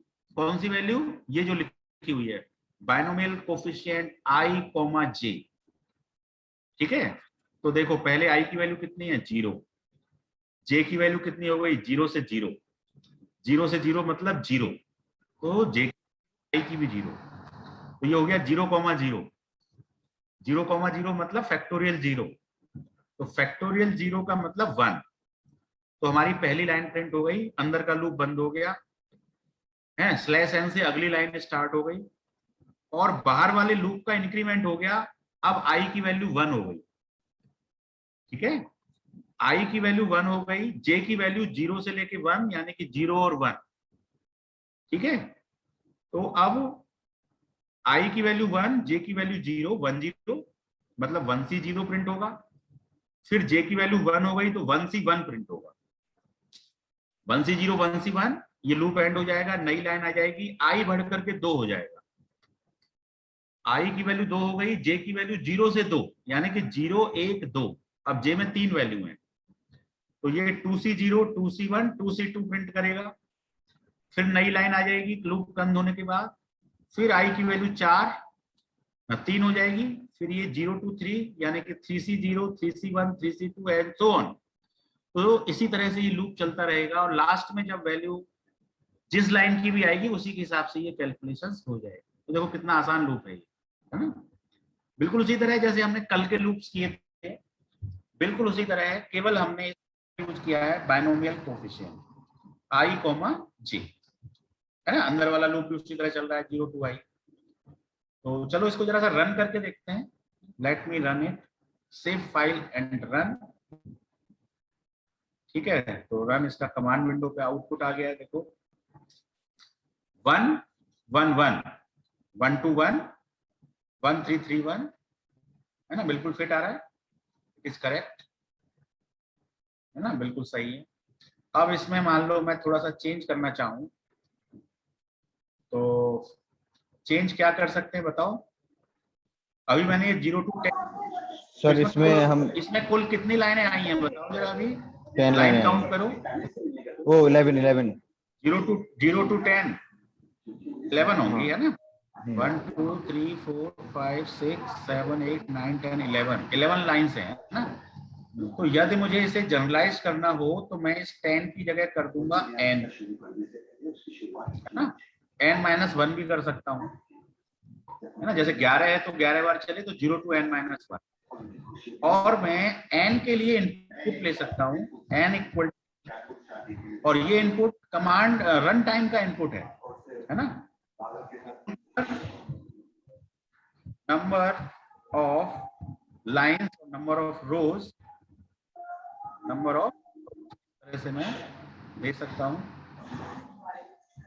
देखिए इस प्रोग्राम को रन करते हैं, अब रन किया, कमांड विंडो पे आ गए, प्रोग्राम रुका हुआ है, नंबर ऑफ रोज। अब मान लीजिए आपने रो दी 8, ठीक है, तो हमने 8 - 1 मतलब 7 हो जाएगा, तो 0 से 7 मतलब 8 रो आपको आ जाएंगी। देख लीजिए आपके पास 8 रो आ चुकी है, ठीक है। इसी प्रोग्राम को रन किया, आपने नंबर ऑफ रो दे दी 11, तो आपकी 11 रो आ जाएंगी। इसी प्रोग्राम जितने भी रोज के लिए आप ट्राई करना चाहते हैं, 25 रो के लिए करना है, तो देखो 25 रो का भी ट्रायंगल आपका तैयार है। ठीक है, so very simple coding with the help of. Sir एक इसमें दिक्कत है सर। हाँ हाँ बोलो। सर इसमें स्पेसिंग नहीं हो रही है पास्कल ट्रायंगल की तरह। हाँ वो करनी पड़ेगी, देखो उसके लिए अलग से लॉजिक करना पड़ेगा कि देखो हाँ। पहले वाले में आपको कितने स्पेस चाहिए। तो सर उसके बताओ लिए सर अब एक लॉजिक उसमें लगाया था। हाँ उसके लिए एक लॉजिक लगेगा अलग से। उसमें ये है कि पहली रो में आपको यदि 8 स्पेस चाहिए तो उससे अगली वाली में आपको एक कम स्पेस चाहिए, है ना। तो वो स्पेस की संख्या घटती चली जाएगी। तो उसमें इफ एल्स कंडीशन लगाइए कि इफ सर मैंने यू लगाया आर है, ओनली। ये एक प्रोग्राम मैंने हाँ बनाया है हाँ सर, और वो भेजा भी है आपको। अच्छा, वो मैंने भी व्हाट्सएप। देखा नहीं है, मैं इसके बाद देखूंगा क्लास के बाद। हाँ ठीक वो है, आपने एक्चुअली मुझे दिक्कत कोडिंग ये भेज आ दी रही है। है उसमें। वो कोडिंग भेजी है पर लेकिन वो गलत है सर। हाँ पर लेकिन उसमें मैं बस ये थ्योरी जानना चाहता हूँ उसकी कोई सर। बात नहीं, आप फ्रेश भेज दीजिएगा मुझे हाँ इस क्लास के बाद, मुझे फ्रेश भेज दीजिएगा और उसमें स्पेस का लॉजिक लगा के भेजिएगा, है ना। फिर मैं उसे देख, ठीक है, और सजेस्ट कर दूंगा कि इसमें इस तरह इसको ठीक कर सकते हैं। Okay sir. तो ये हमारा पास्कल ट्रायंगल कंप्लीट हो गया, राइट। अब हम वापस पीपीटी पे जा रहे हैं, है ना। I am going on PPT again, so I am stop sharing this, I am sharing the PPT again, yes.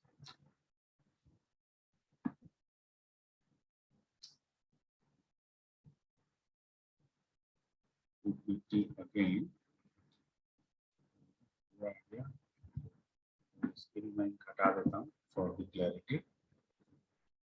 तो अब ये देख लें जरा हम, ये देखो Pascal triangle assignment 3 we have completed, है ना। मैंने आपको आइडिया दे दिया है, आप इसको स्वयं बनाइए, है ना, अपने हाथ से बनाइए, बनाने से आपकी लर्निंग होगी। तो you make it and send me on WhatsApp, है ना। It is not the assignment, it is a practice, है ना। It is assignment for practice, है ना। ये ग्रेडिंग में काउंट नहीं होगा, ग्रेडिंग में आपके दो वो काउंट होंगे, एल्जेब्रिक इक्वेशन वाले और वो इससे पहले जो कंसेंट्रिक सर्किल वाला, ठीक है। अच्छा, इसमें एक अभी कोई पूछ रहा था कि मुझे उसमें भी दिक्कत आई है एल्जेब्रिक इक्वेशन के सोल्यूशन, है ना। तो देखो एल्जेब्रिक इक्वेशन का सोल्यूशन तो बहुत आसान है, ax1 plus x2 plus cx3 plus dx4 equal to b1, ऐसी तो इक्वेशन होती है। ओंकार निगम सुन पा रहे हैं मुझे? Yes sir, yes sir. हाँ, ये चार होते हैं आपके, है ना। तो आपको कुछ नहीं करना पड़ता है। एक तो आप ना, जैसे ये ए बी सी डी ये कोफिशिएंट है, ए बी सी डी, तो ये आप एक मैट्रिक्स बनाते हैं, ए बड़ा मैट्रिक्स बनाते हैं आप, A equal to A B C D, semicolon कर देते हैं। फिर जो अगले कोफिशिएंट होंगे दूसरे वाले इक्वेशन के, उनको आप लिखेंगे 1 2 3 4 सेमीकोलन। फिर जो अगले कोफिशिएंट होंगे उनको आप लिखते हैं सेमीकोलन, फिर अगले कोफिशिएंट को लिखते हैं, खत्म हो गई बात, एक मैट्रिक्स बन गया। तो एक आपका कोफिशिएंट का मैट्रिक्स होता है, ठीक है। दूसरा आपका इन b1 b2 b3 का कोफिशिएंट होता है। तो b इक्वल टू होता है b1, पहली रो खत्म, b2 b3 b4, दूसरे इक्वेशन में equal to b2 equal to b3 equal to b4, तो ये आपका b मैट्रिक्स हो गया। इसके बाद बस तीसरी लाइन में x equal to inverse of a multiplied b, बस ये देना। इससे पहले क्लियर ऑल और सीएलसी तो लिख ही देना, बस आपका आंसर आ जाएगा। आपको दो जैसे बेसिक अलजेब्रा होती है बिल्कुल वैसे ही सॉल्व करना है एक तरह से। क्या कह रहे हो? जैसे बेसिक अलजेब्रा होती है मैट्रिक्स की, बिल्कुल वैसे ही सॉल्व हाँ करना है। वही है, मैट्रिक्स मेथड से ही तो करना है। ax इक्वल टू हो b जाएगा होता है सर। ना, ये सर हो तो जाएगा। a बनाना है b बनाना है और x कैलकुलेट हो जाएगा a इनवर्स b से, है ना। तो कर लीजिएगा। तो देखिए हम पास्कल ट्रायंगल कर चुके हैं, बायनोमियल कोफिशिएंट में हम दोनों कमांडों को देख चुके हैं। इसका स्कोप थोड़ा सा वाइड है ना, इसमें प्रेसिजन ज्यादा है, इसमें थोड़ा सा प्रेसिजन कम है। क्रिएटिंग फंक्शंस, फंक्शन का मैंने सिंटेक्स बता दिया है, ये आप प्रैक्टिस करेंगे इसको, है ना। फैक्टोरियल कमांड भी हम लोग एग्जीक्यूट कर चुके हैं। Plotting of the circle through it's Cartesian coordinate, ये भी हमने कर लिया है आज, है ना। और इसमें हमने कोई लूप नहीं लगाया था, बस plot x, y, x, -y, ठीक है, और वो हमारा फुल सर्किल प्लॉट हो गया था। इसके बाद आता है mathematical modelling of the mass, इसको कंप्लीट कर लेते हैं, है ना। मैथमेटिकल, अभी हमारे पास कितना समय है, अभी तो हमारे पास काफी समय है ना। तो mathematical modelling of the mass, इसको कर लो। तो देखिए बड़ा सिंपल है, let this is the mass, when you are applying some force on this mass, so it is accelerated, so a is the acceleration, so as per the Newton's second law, as per the Newton's second law, F equal to m multiplied by a, that is small m, the mass is small m, so it is F equal to ma, where F is the force, a is the acceleration, m is the mass. सभी को मालूम है ये, Newton second law तो पता है ना सबको, force applied is directly yes sir, yes momentum, है ना। तो उसी से प्रूव हो जाता है F इक्वल टू ma। अब मैं इसको, ये तो न्यूटन सेकंड लॉ है ना, NSL, this is Newton second law. अब मान लीजिए मैं ऐसे लिखता हूं F इक्वल टू, नहीं ऐसे नहीं, मैं लिखता हूं F minus ma equal to 0, या मैं ऐसे लिखता हूं F plus minus ma equal to 0, ठीक है। तो देखो, this is one force, F is the applied force, or you can say it is the external force, it is the external force, and this ma minus ma is the resisting force, it is the resisting force, है ना। the summation of both the forces is 0,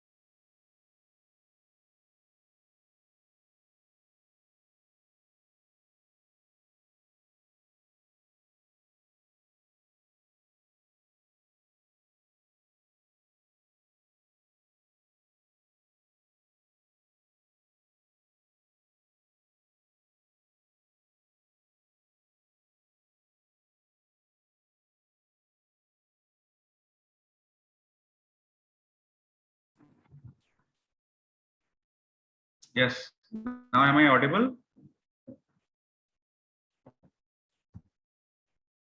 Yes, sir. Yes, sir. I think the net was disconnected. You know? I'm again Yes, sir. speaking. Yes. So I was on this point.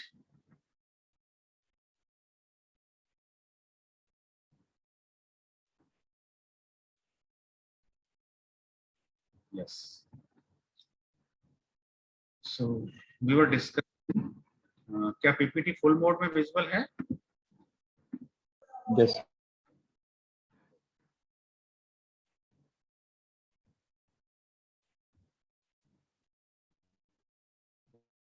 मैंने आपको ये बताया है कि FMA it is Newton second. F plus minus MA equal to 0, है ना? This law is known as D'Alembert principle. D'Alembert principle. ठीक है, according to this principle, है ना, कोई बॉडी है, उस बॉडी पर suppose there is one applied force, है ना? Let body is accelerated by the acceleration A due to this force, then the resisting force will be in opposite direction. Resisting force, है ना? So this is the resisting force which is in opposite direction. So that's why F plus minus MA must be 0. So by applying the resisting force, the body will be in dynamic equilibrium. ना दो तरह के equilibrium होते हैं, static equilibrium और एक dynamic equilibrium. ठीक है, because body is in motion, that's why it is in dynamic equilibrium. तो डी'एलेम्बर्ट प्रिंसिपल और न्यूटन सेकंड लॉ बिल्कुल अभी एक से ही दिखाई पड़ रहा है ना. एक में हम F इक्वल टू ma बोल रहे हैं और एक में F plus minus ma equal to 0 बोल रहे हैं. ठीक है, so now this resisting force, this resisting force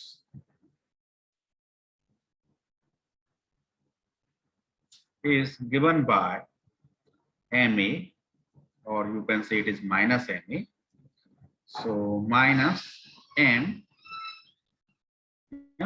this a can be written as dv by dt, where v is the velocity, and d by dt, this v can be written as dx by dt, where x is the displacement. So you are having three things. X is the displacement, a is the acceleration, v is the velocity. So this a can be written as dv by dt, and finally you can write is d square x by dt square, d square x by dt square, or you can write it in this way. Okay, so v is written as dx by dt. Some authors write it is x dot. ठीक है, कुछ authors इसको x dot लिखते हैं. x dot means dx by dt. Right. Similarly, acceleration is given by dv by dt. Some authors write it x double dot. So x double dot means the second derivative of x. Double dot means second derivative. Single dot means first derivative. So d square x by dt square can be written as minus mx double dot. Minus mx double dot. And this resisting force must be equal to, when summarized with the applied force, then the body will be in dynamic equilibrium. So this is the resisting force by a mass, ideal mass. एक चीज और मैं बता दूं, we are considering this mass as a ideal mass. So what do you mean by the ideal mass? Mass is the measurement of inertia. Mass is the measurement of inertia basically. So ideal mass means it is having only inertia. It does not have any elasticity. Means it does not have any elasticity. It have no elasticity, and also it is not having any friction. So it is not having any friction. So ideal mass is a mass which is having no elasticity and no friction. ठीक है, तो उस ideal मास की modelling, मान लीजिए हमारे पास कोई भी मैकेनिकल सिस्टम है, so that mechanical system will have some mass, that have some mass. So resisting force by that ideal mass will be given by minus mx double dot. ठीक है, and this is the differential equation minus mx basically it is the mathematical modeling of the mass. Now we are moving to mathematical modeling of the spring. चलिए इसी slide को थोड़ा सा clear कर लेते हैं.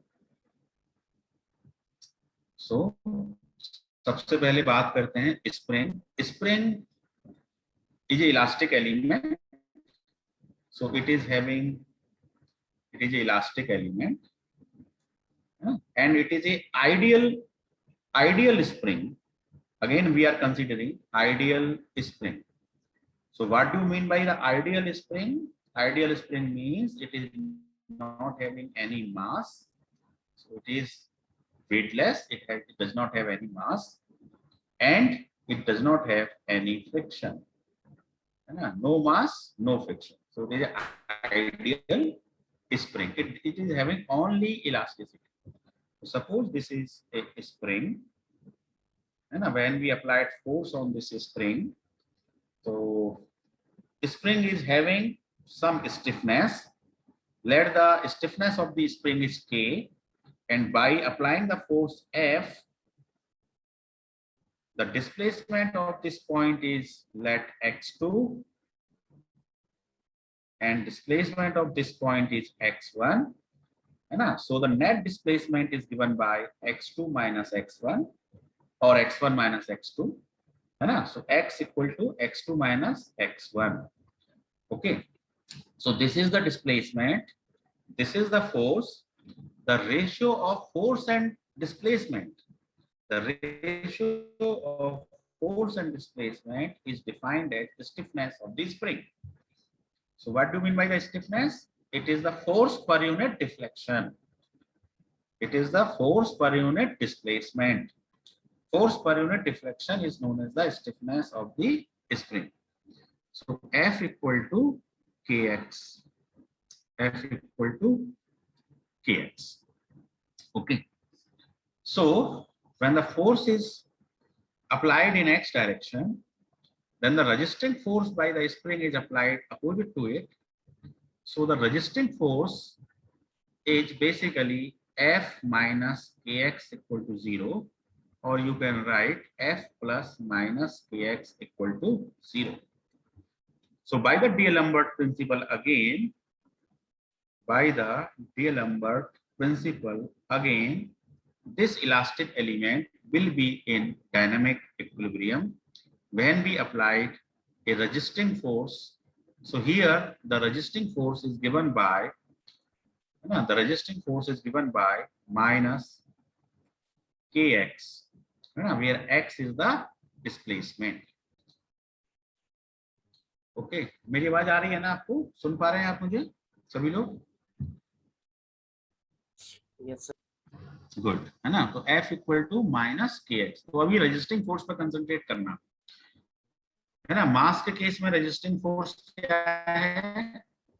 mx डबल डॉट, है ना, क्योंकि रेजिस्टिंग है इसलिए साइन इसका अपोजिट है.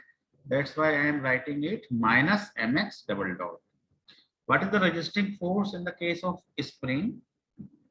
है ना, it is a elastic property, and in mechanical system हम ये consider कर रहे हैं, there is a mechanical system, it is having some mass, it is having some elastic property, है ना, its stiffness is K, the stiffness of that mechanical system is K, right? And this mechanical system is also having some viscous friction.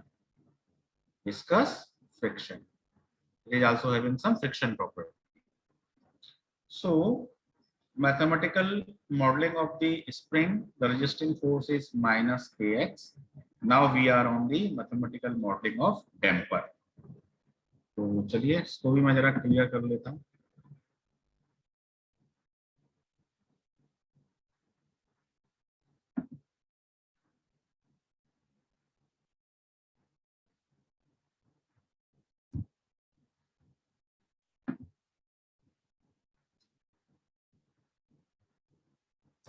So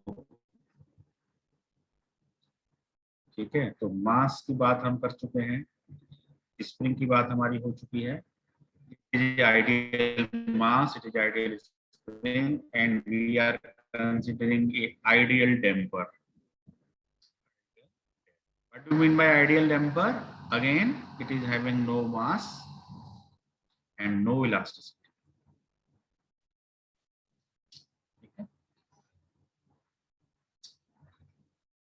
damper का function क्या है?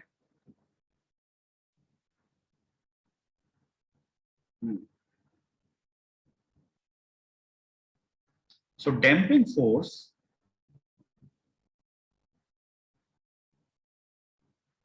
is given by, बताओ, जैसे stiffness में, stiffness spring के case में stiffness is the property. So in case of damper, there is a constant C, and this constant C is known as damping coefficient. It is known as damping coefficient.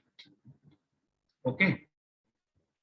And this damping, the unit of this damping coefficient is Newton second per meter. Newton second per meter means it is Newton divided by meter per second. So it is Newton is the unit of force, meter per second is the velocity, is the damping coefficient. जितनी ज्यादा velocity होगी, ठीक है, उतना ही damping coefficient. So F equal to basically we write damping force is C into V, where C is the damping factor, it is a damping factor or damping coefficient, V is the velocity, and V can be written as dx by dt. So dx by dt again can be written as Cx dot, and it is a resisting force again, that's why I will put minus sign everywhere. So damping force is given by, the mass force is given by minus m d square x by dt square. The elastic force is given by minus kx. The damping force is given by minus c dx by dt. All these three forces are opposing the applied force. All the three forces are opposing the applied force. So now I am moving to the modeling of the total system. तो देखिएगा total system की modeling यहीं पे दिखाते हैं, यहाँ पे दिखाते हैं ना. तो चलिए, let this is a mass, force is applied F, it is connected with a spring, and it is also connected with a damper. This is the sign of the damper. It is connected with a spring. So it is a damper. It is an ideal damper, or it is an ideal spring. So it is a mass, spring, and damper system. So most of the mechanical systems are considered as mass, spring, mass, damper system.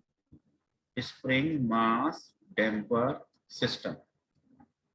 ज्यादातर mechanical systems generalised हो जाते हैं in the form of spring, mass and damper system, है ना. उसके अंदर एक inertia property होती है, एक इलास्टिक प्रॉपर्टी होती है, एक डैम्पिंग प्रॉपर्टी होती है ना. तो अब इस डायग्राम में हमने तीनों प्रॉपर्टीज को ले लिया है ना. And the force is applied F. So F is the applied force, F is the applied force, है ना, this mass is providing the resisting force.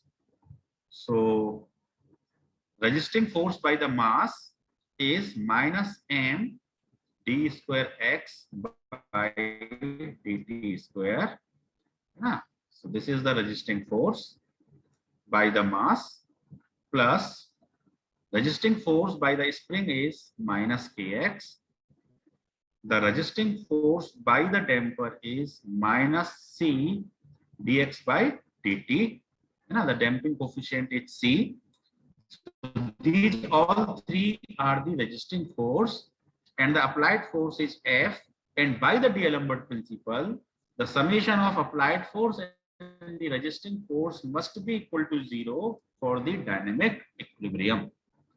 So by this equation, I have F minus m x double dot minus kx minus cx dot equal to 0. Or I can write mx double dot minus cx plus cx dot plus kx equal to applied force. Or it can also be written in this form: m d square x by dt square c dx by dt plus kx equal to f. Okay, so this is the mathematical modeling of the total system, total mechanical, and this differential equation, which is the differential equation of second order, differential equation of second order. So we will solve this equation with the help of octave, we will use octave to solve this differential equation, and we will find what is the behavior of the mass for time t1 to time t2, है ना. पूरे system की हम study करेंगे with the help of Octave. पहले हम इसको solve करेंगे. We will study the mass, we will study the damper, we will study the spring, and we will study the total mechanical system. तो ये mathematical part है जिसमें हमें एक डिफरेंशियल इक्वेशन मिली है, और इस डिफरेंशियल इक्वेशन को we will solve with the help of Octave in the next class. तो इस मैथमेटिकल मॉडलिंग में कोई डाउट हो तो वो जरा बताएं. बाकी इसमें तीन चीजें हैं. m is the mass, k is the damping coefficient. Sir मुझे दो डाउट है सर. हाँ हाँ बोलिए सर. पहला डाउट ये है सर कि हमारा एम ए जो है, हाँ, वो अगर हम डायग्राम में शो करेंगे तो वो किस डायरेक्शन में होगा? अपर साइड में यदि होगा? हम आ जाते हैं, उधर ही आ जाते हैं.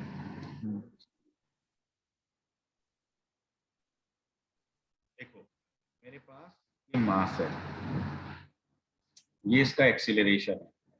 यदि डायरेक्शन में लग रहा है तो एक्सीलरेशन इसी डायरेक्शन में होगा, है ना. Yes sir. तो दूसरा डायग्राम बनाता हूँ. इस डायरेक्शन में लग रहा है तो एक्सीलरेशन इस डायरेक्शन में लगेगा. Okay sir. तो सर जो हम इक्वेशन लिख रहे हैं ये वाली डीलम्बर्ट इक्वेशन, उसमें फोर्स और एक्सीलरेशन हम क्या कर रहे हैं, हम इसका एफबीडी बना रहे हैं. देखो डीलम्बर्ट प्रिंसिपल के अकॉर्डिंग एफबीडी, देखो एफबीडी ऑफ मास, मास को बनाएंगे, अप्लाइड फोर्स को शो करेंगे, है ना. अब इस ए की वजह से कितना फोर्स है, एम ए, यही तो ये फोर्स है, और ये रजिस्टिंग इस फोर्स को यदि हम अपोजिट डायरेक्शन में लगाते हैं, देखो इस फोर्स की वजह से बॉडी मूव कर रही है, बॉडी मोशन में है ना. Yes sir. F equal to M A. लेकिन यदि इस फोर्स को मैं इसके अपोजिट डायरेक्शन में यहाँ पर लगा दूं बॉडी पर, तो body will be in equilibrium. Yes sir. Because summation of this is 0. ठीक है. तो रेजिस्टिंग फोर्स को यदि अपोजिट डायरेक्शन में लगा दिया जाए, then as per the D'Alembert the body will be in equilibrium. ठीक है. तो अब मैकेनिकल सिस्टम पे कई सारे, मैकेनिकल सिस्टम पे क्या होता है, अप्लाइड फोर्स होते हैं. अब मैंने एक फोर्स लिया है, हो सकता है ये कई फोर्स का समेशन हो, F1 plus F2 plus F3, है ना. And force is a vector. तो तीनों फोर्सों को मिला के फाइनली मुझे एक रिजल्टेंट तो मिल ही जाएगा ना. रिजल्टेंट निकालने के लिए मेरे पास बहुत सारे लॉ हैं, लॉ ऑफ पैरेललोग्राम है, लामिस थ्योरम है, मेरे पास लॉ ऑफ ट्रायंगल है ना, लॉ ऑफ रिजोल्यूशन मेथड है, कुछ बहुत सारे तरीके हैं। तो कुल मिला के all the forces can be treated as a single force. ठीक है, अब वो सिंगल फोर्स उस मशीनरी पर, उस मैकेनिकल सिस्टम पर लग रहा है। मैकेनिकल सिस्टम के अंदर क्या है, बहुत सारे सब सिस्टम हो सकते हैं। तो एक का मास m1 है, दूसरे का मास m2 है, तीसरे का मास m3 है, m4 है। तो मैकेनिकल सिस्टम क्या है, it is a summation of all the masses. तो जब हम एक मास पे स्टडी कर पाएंगे, है ना, इस मास का जो रेजिस्टिंग फोर्स है, इस मास का जो रेजिस्टिंग फोर्स है, इस, तो हम उसको कंबाइंड तो कर ही लेंगे फिर आराम से, है ना। तो कुल मिला के अभी हमने आपको सिर्फ ये बताया है कि कोई मैकेनिकल मशीनरी या मैकेनिकल सिस्टम, तो उसके अंदर तीन मेन प्रॉपर्टी हैं, एक तो मास है, एक उसकी इलास्टिसिटी है, और एक उसकी फ्रिक्शन प्रॉपर्टी है। ठीक है, अब और उन तीनों में ही हमने डीलम्बर्ट का यूज किया है। तीन रजिस्टिंग फोर्स हमको मिले हैं, और फाइनली हमको मैकेनिकल सिस्टम की जो मॉडलिंग होने के बाद जो इक्वेशन मिली है, वो सेकंड ऑर्डर डिफरेंशियल इक्वेशन मिली है ना, it is second order differential equation. तो यदि हम इस इक्वेशन को सॉल्व कर लें तो हमें उस मैकेनिकल डिस्प्लेसमेंट, उस मैकेनिकल सिस्टम की वेलोसिटी, उस मैकेनिकल सिस्टम का एक्सीलरेशन के बारे में हमें, जैसे मान लो मैं दो एक्सेस ले लूं, यदि मैं एक तरफ टाइम को लेता हूं, दूसरी तरफ मान लो मैंने ले लिया डिस्प्लेसमेंट, और टाइम के रेस्पेक्ट में मेरा मैकेनिकल सिस्टम किस तरह से डिस्प्लेस हो रहा है, ये मुझे पता लग जाएगा। उस टाइम के अकॉर्डिंग में मेरे मैकेनिकल सिस्टम की वेलोसिटी किस हिसाब से चेंज हो रही है, वो मुझे पता चल जाएगा। टाइम के अकॉर्डिंग एक्सीलरेशन किस हिसाब से चेंज हो रहा है, वो मुझे पता चलेगा। When I have all the information, then I can control my mechanical system as per my requirement. ठीक है, तो अभी हम ऑक्टेव से कल यही करने वाले हैं, हम टाइम, इस डिफरेंशियल इक्वेशन को सॉल्व करेंगे और टाइम के रेस्पेक्ट में इन तीनों चीजों को कैलकुलेट करेंगे।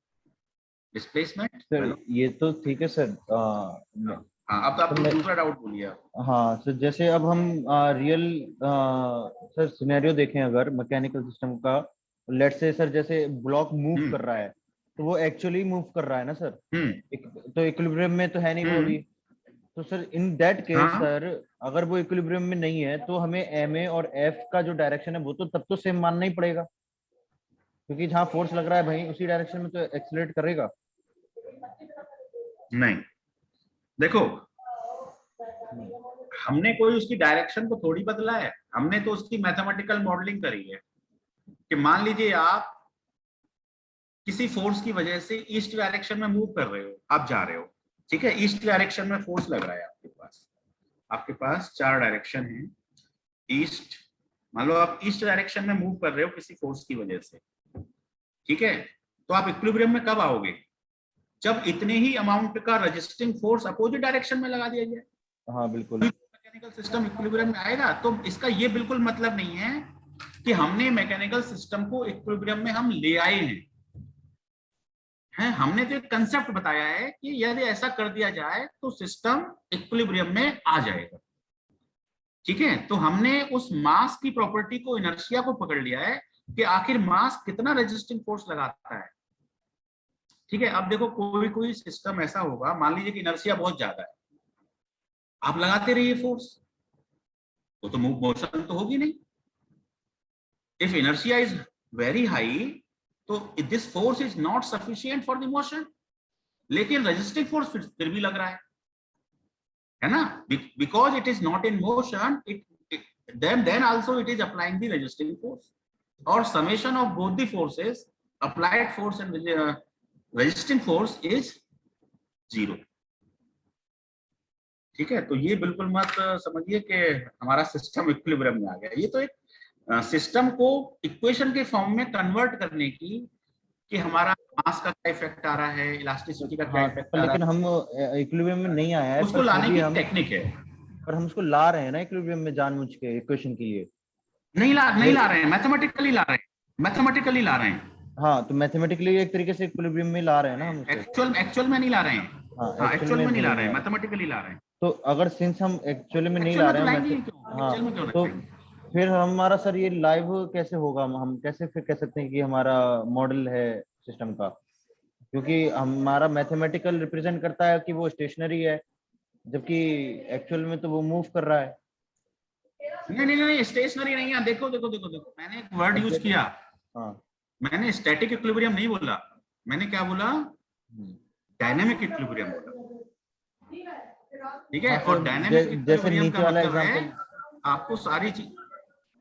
एक नीचे वाला एग्जांपल देखिए सर, वो स्प्रिंग वाला और डैम्पर वाला जो आपने नीचे बनाया था अभी, स्प्रिंग और डैम्पर सिस्टम। तो सर उसमें हमने, हाँ, उसमें हमने फोर्स नीचे की तरफ लगा रहे हैं, पर रेसिस्टिंग फोर्स हमने एमए ऊपर की तरफ मान के चला है। नहीं वो रेजिस्टिंग फोर्स नहीं है। नहीं गलत समझ रहे हो। देखो फिर से देखो, इसी के ऊपर वाला मैं बताता हूँ, मैं से क्लियर कर दूं। देखो ये मास है, ये फोर्स हो रहा है, ये एमए। अब आप क्या इस एमए को रेजिस्टिंग, नहीं, इसको नहीं बोल सकते हम, लेकिन अगर नॉट रेजिस्टिंग अपोजिट फोर्स लगाएं, when this force is applied in the opposite direction, then it is a resisting force. Yes sir, तो वही मैं कह रहा हूँ सर। अब एक बार वो वाला example, and when this force is applied, then this total system will be in dynamic equilibrium. तो सर एक बार हम उस एग्जांपल को देखें सर, वो जो डैम्पर और स्प्रिंग वाला है। हाँ कोई भी देख लो, सब पर यही है। अभी आपने रेजिस्टिंग फोर्स, हाँ, अभी आपने लगाया है जो डैम्पर और स्प्रिंग वाला सिस्टम बनाया है। एक बार स्लाइड पे एक बार आइए। हाँ उसको बना लेते हैं हम। हाँ वो स्लाइड में होगा ये है। यस, तो इसमें सर हम इक्वेशन में देख सकते हैं कि जो एम ए है वो एफ के अपोजिट डायरेक्शन में है मैथमेटिकली। हाँ यस, बट रेजिस्टिंग फोर्स, तो इस केस में एम ए रेजिस्टिंग देखो, इस फोर्स की वजह से मास, इस फोर्स की वजह से मास किधर मूव करेगा? वर्टिकली डाउन और वर्टिकली अपर? डाउन, अगर वो स्प्रिंग और डैम्पर से ज्यादा है। हाँ तो रेजिस्टिंग फोर्स की डायरेक्शन क्या होगी? इस मास को इक्विलिब्रियम में लाने के लिए रेजिस्टिंग अपवर्ड की तरफ लगेगा। बिल्कुल, बट लेकिन ये सर आइडियल की तरफ लगेगा। हाँ, ये सिर्फ हमने एक केस बना दिया जो कि ये शो करता है कि ये स्टेशनरी हो जाएगा डायनेमिकली। नहीं स्टेशनरी नहीं होगा। इसकी ना एक पोजीशन होती है, एक न्यूट्रल एक्सिस मान लो। इस मास का एक सेंटर ऑफ ग्रेविटी होगा, ठीक है। सेंटर ऑफ ग्रेविटी एक एक्सिस निकाल दिया, ठीक है। इस फोर्स को आपने अप्लाई करके छोड़ दिया, अब फोर्स हटा लो आप, मास क्या इस ऊपर जाएगा एकदम फुल स्पीड में, अप एंड डाउन मोशन करेगा, वाइब्रेशन करेगा। हाँ, वो तो ग्रेविटी भी फिर कंसीडरेशन, मोशन और वाइब्रेशन जो हो रही है, ये वाइब्रेशन किसकी वजह से हो रही है? ग्रेविटी की वजह से। नहीं ग्रेविटी की वजह से नहीं हो रही है, ग्रेविटी और ये स्प्रिंग हो रही है। अच्छा, नहीं ग्रेविटी तो है ही नहीं। हमने इस पूरे मैकेनिकल सिस्टम में ग्रेविटी को तो लिया नहीं है कहीं। हाँ ठीक है, तो हमने अभी कंसीडर ही नहीं, ये विदाउट ग्रेविटी चल रहा है सारा। फोर्स और एम जो मास है उसके, ये मास इस एक्सिस के अप एंड डाउन वाइब्रेशन कर रहा है फोर्स हटाने के बाद भी। क्यों कर रहा है? Of inertial property. Inertial property, तो वो इनर्शियल प्रॉपर्टी हमने ये मॉडलिंग करी है -md2x/dt²। सिमिलरली फोर्स हटाने के बाद भी स्प्रिंग के अंदर ये रेजिस्टिंग फोर्स लग रहा है, तो वो प्रॉपर्टी स्प्रिंग को हमने मॉडल किया है -kx से। And similarly damper has been modelled -cdx/dt से। और ये तीनों resisting force must be equal. Sir ये जो हमने इक्वेशन बनाई है, हमने ये कंसीडरेशन लेके बनाई है ना कि इक्विलिब्रियम में अभी कौन सा इक्विलिब्रियम, स्टैटिक या डायनामिक? भाई इस एक्सिस के चारों तरफ मूव कर रहा है, अप जा रहा है, डाउन जा रहा है। अच्छा, अप डाउन करते करते रुक जाएगा क्या, ये बताओ? अभी नहीं, अभी मतलब डैम्पिंग फोर्स की वजह से रुक सकता है सर, अगर एयर फ्रिक्शन वगैरह है तो। पर अभी नहीं रुकेगा अगर आइडियल केस है, नो फ्रिक्शन। मान लो मैंने इस डैम्पर को हटा दिया यहाँ से, हाँ नहीं रुकेगा। स्प्रिंग को भी हटा दिया, हाँ, तो अब इनर्शिया क्यों नहीं रुकेगा? क्योंकि ये मास हमने आइडियल मास कंसीडर किया है। यदि ये मास आइडियल मास ना हो तो फिर ये वाइब्रेशंस क्या होंगे, थोड़ी देर बाद स्टॉप हो जाएंगे। वाइब्रेशंस की बात नहीं कर रहा हूँ मैं सर, एक्चुअली अभी सर जैसे मैं छोड़ ही नहीं रहा हूँ उसे, फोर्स में अप्लाई कर रहा हूँ। एक बार हाँ। इसको सर फुल इलोंगेट अगर मैंने कर दिया, फुली इलोंगेट कर दिया, तो उसके हाँ। बाद तो वो मतलब कह सकते हैं हम कि एफ जो फोर्स है वो मत डैम्पिंग छोड़िए, मत छोड़िए, मत छोड़िए। हाँ, मत छोड़िए, मत छोड़िए। आपने एक फोर्स अप्लाई कर दिया, अब आपने छोड़ा नहीं, ठीक है? तो बताइए क्या माइनस के एक्स लग रहा है कि नहीं लग रहा है? माइनस के एक्स अभी भी लग रहा है सर, पोटेंशियल लग एनर्जी रहा की है, तरह लग रहा है। इसी वजह हाँ। से तो applied force must be equal to resisting force, तभी तो ये हाँ डीएलम्बर्ट प्रिंसिपल निकल। हाँ हाँ, वही मैं कह रहा हूँ सर कि तो फिर जो एफ होगी वो माइनस के मतलब F equal to K X plus C के C D X by D T होनी चाहिए। जो एफ है वो इक्वल टू होनी चाहिए के एक्स और सी वी के। उसके क्यों फुल इलोंगेशन रेजिस्टिंग में फोर्स तीनों अप्लाई कर रहे हैं ना। फिर एम ए थोड़ी ना सर, एम ए क्यों आएगा सर? अभी एक्सेलरेट तो कर ही नहीं रहा है, अभी तो वो है हमें तो इलोंगेट करके इसको इक्विलिब्रियम पे लगा दिया है ना, फुली हाँ ठीक है, तो इलोंगेट उस करने के केस में बाद एक्सीलरेशन की वैल्यू क्या, नहीं एक्सीलरेशन की वैल्यू क्या हो गई? जीरो। जीरो। हाँ उस तो पर्टिकुलर इनर्शियल स्टेट फोर्स में क्या हो गया? अब उस समय जीरो है। हाँ, तो उस पर्टिकुलर स्टेज में कोई एक हाँ रेजिस्टिंग फोर्स जीरो हो गया, ठीक है, कोई दिक्कत नहीं है, कोई प्रॉब्लम नहीं है उससे। फोर्स की तो डायरेक्शन बदल सकती है। अभी मान लो अप्लाइड फोर्स की डायरेक्शन बदल दी तो रेजिस्टिंग फोर्स की डायरेक्शन बदल जाएगी, है ना? तो जब तो हम तीनों इसे ही छोड़ेंगे, मास भी, स्प्रिंग भी, हाँ जोड़ेंगे, बिल्कुल जोड़ेंगे। यदि आप रोक के भी रख रहे हैं तो रेजिस्टिंग फोर्स लगेंगे, और खींचने के बाद छोड़ दे रहे हैं आप, इंस्टेंटेनियस फोर्स लगा रहे हैं, तब भी रेजिस्टिंग फोर्स है, उसके इक्वल ही है, और फिनोमेना के बाद ही वो वाइब्रेशन जनरेट हुए हैं। थैंक यू सर, बहुत वो और अजीब सा डाउट है। डैम्पर और स्प्रिंग एब्सेंट है, मास आइडियल है, तो फिर ये वाइब्रेशन कंटिन्यूअसली होते ही रहेंगे। डैम्पिंग की वजह से ही वाइब्रेशन रुके। तो ठीक है, बढ़िया हुआ, you have put some good questions. तो कल की क्लास में हम लोग डिफरेंशियल इक्वेशन सॉल्व करेंगे, और एक चीज अभी रह गई इसमें, आज हम ये नहीं कर पाए,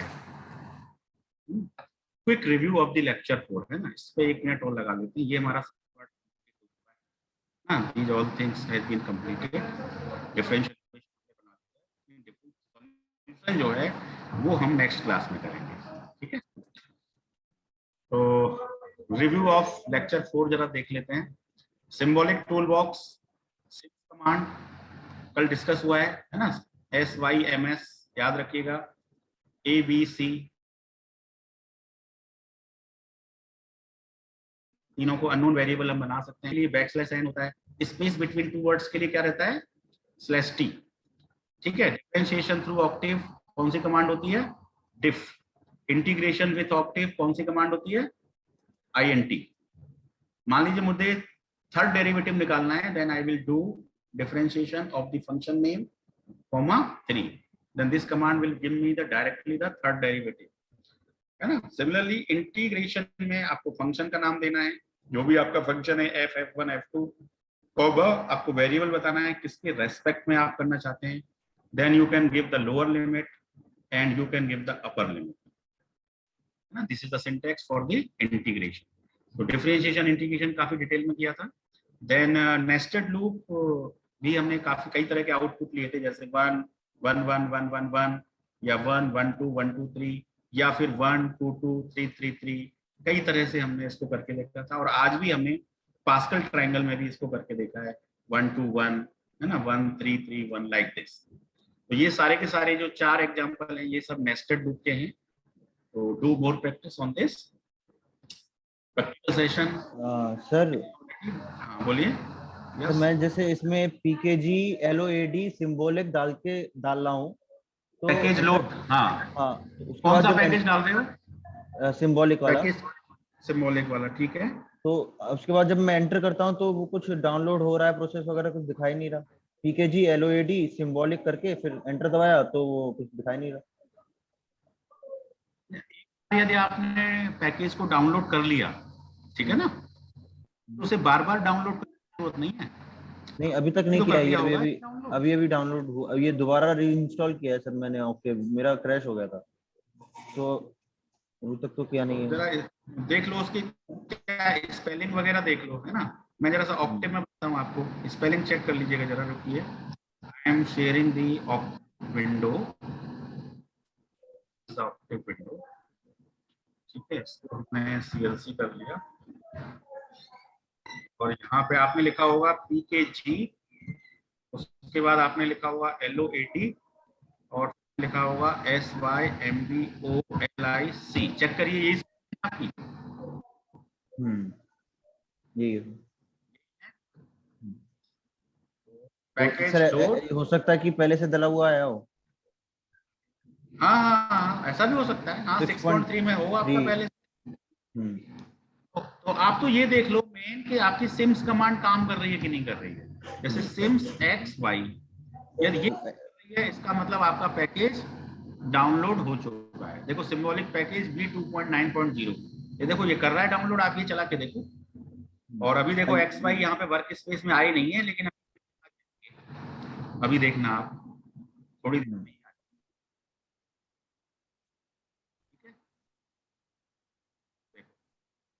आ गए। देखो Y सिंबॉलिक आ गया। मैं इस विंडो को थोड़ा बड़ा, ये देखो X सिंबॉलिक Y सिंबॉलिक। तो आप सिम्स कमांड चला के देख लो, सिंबॉलिक पैकेज अपने आप डाउनलोड हो जाएगा और वो X और Y Z जो भी होंगे वो यहाँ पे दिखाई दे जाए। इसका मतलब symbolic package has been working and it has been downloaded in your Octave. ठीक है, मेरे ख्याल से क्लियर हो गया। Yes sir. ओके, तो चलिए थैंक यू ना, आज की क्लास को यही विराम देते हैं। मैं चैट देखूं जरा, चैट में क्या लिखा है किसी ने। fprintf command is not working on phone. Mobile phone में fprintf काम नहीं कर रही है। हाँ एक्चुअली जो मोबाइल के लिए वर्जन बना है ना, जो ऐप बना है ओनेक ऑक्टिव बताया था मैंने, एनॉक ऑक्टिव, तो उसमें लिमिटेड एप्लीकेशंस हैं। इसी वजह से हम यही कहते हैं कि you prefer the laptops and desktops. Mobile phone में हो सकता है कि कुछ कमांड्स काम में कर रही हो, आप चेक कर लेना एक बार, फिर भी कोई स्पेलिंग वगैरह आपने fprintf की स्पेलिंग या सिंटेक्स मतलब एरर आ रही है या काम ही नॉट फाउंड आ रहा है, ये बताओ। सतीश सिंह, इस कमांड को लिखने के बाद आउटपुट दे रहा है उसमें फोन में, मतलब नॉट फाउंड सर। क्या दे रहा है ये, दिस कमांड नॉट फाउंड दे रहा है या सिंटेक्स दे रहा है? Not found sir.